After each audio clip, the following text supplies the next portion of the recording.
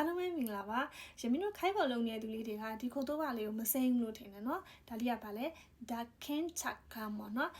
ဒါကင်းချက်ကန်ဆိုတာကဒီခီကာရဲ့ခိုင်းကြောပေါ့နော်အဝိစာလဲပေးတဲ့အခါမှာအသုံးပြုတဲ့ခိုင်ကော်နော်ခီဟွန်အခြေခံသဘောတရားလေးဖြစ်တယ်ပေါ့နော်ဒါလေးကလူတိုင်းသိထားပြီးသူတို့လည်းထင်တယ်ပေါ့နော်ဒါပေမဲ့တစ်ခါတလေကြားလို့ရှိရင်မာယောက်ဖြစ်တယ်ပေါ့နော်မျက်စိလဲတတ်တယ်ဘယ်ကနေဝတ်ကမှာလဲဘယ်ကနေချွတ်ကမှာလဲအဲ့လိုမျိုးလေးဖြစ်တတ်တယ်ပေါ့နော်အဲ့ဒါကြောင့်မို့လို့ဒီ dark king chakkan နဲ့တွဲပြီးတော့မှတ်ထားမယ်ဆိုလို့ရှိရင်အဲ့လိုမျိုးမမှားတော့ဘူးပေါ့နော်မာယုံမဖြစ်တော့ဘူးလို့ထင်တယ်အဲ့ဒါကြောင့်မို့လို့အတူတူပြန်မှတ်ကြည့်မယ်နော်သူ့ရဲ့ပုံစံလေးက dark king ဆိုတော့ nugu toki wa kensoku kara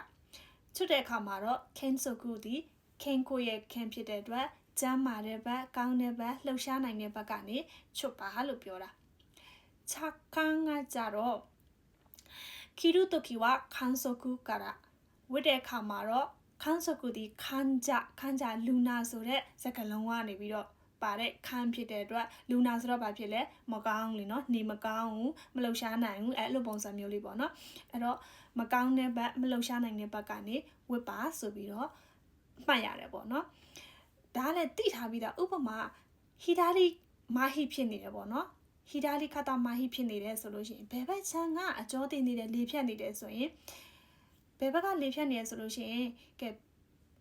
အင်ကြီးချွတ်တဲ့ခါမှာဘယ်ကနေစချွတ်ကမှာလဲကိုကချွတ်မယ်ဆိုလို့ရှိရင်ဒါခင်ဆိုတော့ချွတ်တဲ့ခါမှာကောင်းတဲ့ဘက်ကနေချွတ်ကမယ်ဆိုတော့သူကဘယ်ဘက်ချမ်းမကောင်းဖြစ်တဲ့အတွက်အဲ့ဒါဆိုရင်တော့ကောင်းတဲ့ဘက်ညာဘက်ချမ်းကနေချွတ်ကမှာပဲဆိုပြီးတော့ပြန်ပြီးတော့တွေးလို့ရတယ်ပေါ့နော်အဲ့ဒါကြောင့်မလို့ဒါလေးနဲ့တွဲပြီးမှတ်ထားကြည့်နော်